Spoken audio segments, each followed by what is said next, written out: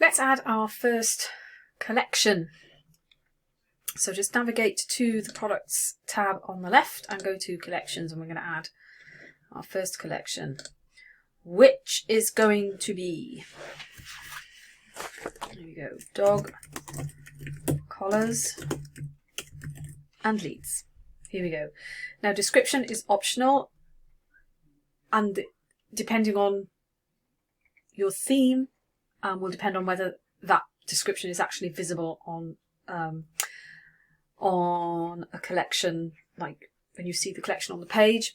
I'm not going to add anything here because I don't think the title says it all. I'm going to add an image, so that's going to pretty much be self-explanatory. So over here, this is where I've created some images, and I'm going to add my collar and leads image. There we go. That's a cute dog waiting to go out for a walk. Now the one thing I would, whenever it comes, well, any images, in fact, when you're uploading images, they need to be optimized for websites. So I will do another video talking about optimizing your images to make sure that the file sizes are not too big, because that will make your website load slowly, and you don't want that. You want to make your website as fast as possible so that people will buy more often. With category images, again, not always visible, depends on what theme you choose. We haven't chosen a theme yet, but different themes, some themes show category images, some don't. I intend to choose a theme that shows category images because I kind of like that. So I'm adding them. But the one thing you must remember if you decide to add category images is you need to make them all the same size, because in fact I will see if I can illustrate it in a minute. There's nothing worse, well I think anyway, than going to a shop and seeing sort of the home page with all the categories, and then you've got one square, one tall one wide one, and it just looks a mess. So whatever you do, just make sure that you decide, you choose and make your category images all the same size. This one is 500 pixels by 500 pixels, because I kind of figured that was probably an okay size. But that's just a word of advice on the category images. So there are two different collection types. One is a manual collection. So a manual collection is it's what it says on the tin. You create this pot, this holding pen that is a collection, and you have to manually add your products in. So you have to go into every product and say, I want that product in this collection, that product goes in that collection, which is fine. If you've got a small shop and not many products, it's not a problem. The alternative is to have automated collections where you define what products are going to go into which collection, and you do that by setting conditions. So as you'll see here, so you can say, right, products must match either all the conditions below or any of the conditions below. So for me, it's pretty basic at the moment because I want to use the product type, and I want to say that if the product type is equal to, I don't know why that's not coming up, but I have dog collar, okay, or product type is equal to, because I haven't added my dog leads yet, is equal to dog lead.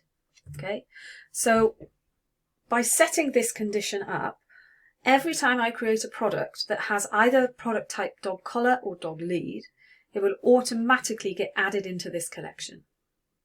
Okay, you can add multiple collections. So I could say and has, I don't know, is sold by a certain vendor, whatever. So it's possibilities are endless here, really. And it's interesting to note that if you did have the types of products where you might want to categorize them by brands and have different categories for different brands, you can obviously do that using this, because you can say that, okay, product vendor is equal to Ancol, and then any product that has an ANCOL as the product vendor will automatically go into that collection. So it's quite a good way of making it a little bit easier to get your set up your collections and to keep them up to date as you add new products, more to the point. The search engine listing preview, again, this is going to just come up with dog collars and leads.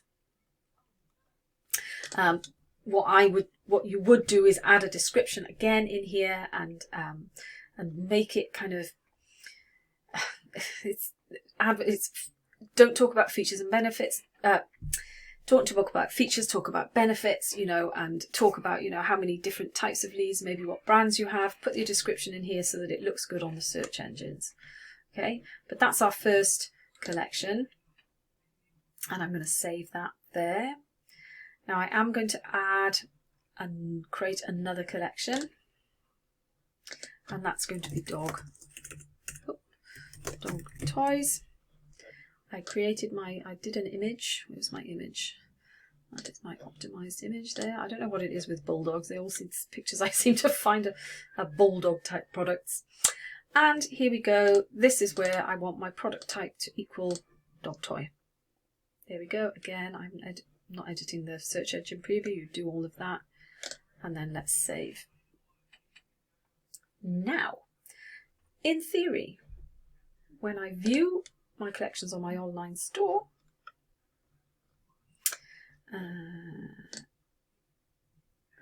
okay, that's because so this is an example of a theme where I haven't got it so that the product collections are showing, if that makes sense. Okay, so when I click on my catalogue, I just see the products. Okay, so we're going to talk about how you kind of structure that on the front end when we're talking about choosing your theme. But for now, just rest assured that the fact that you are so there we go. That's, if you click on the view button there, it shows you that you're in the dog toys category, and there are my dog toys products. If I go back to collections, there we go, and my dog collars and leads, I'm going to go and preview that one, and I should have my dog collars already in my dog collars and leads category here. Okay, so those are your collections. Just want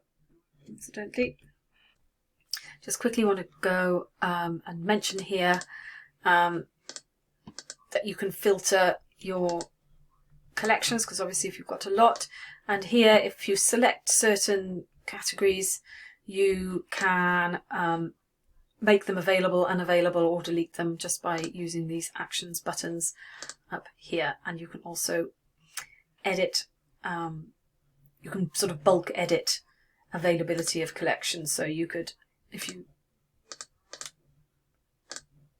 want to edit in bulk, you can make them available or unavailable, or even schedule them to come sort of online if you like. Okay, so that's our collections. If you like this video, don't forget to subscribe to the channel and hit the bell icon to be notified when we publish new videos or go live.